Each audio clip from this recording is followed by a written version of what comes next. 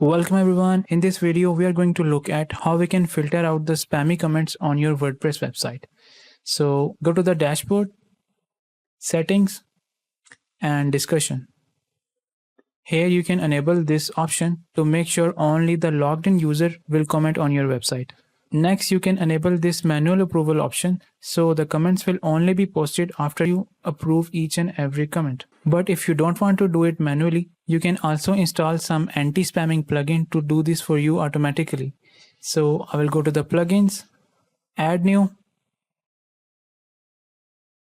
and search for anti-spam.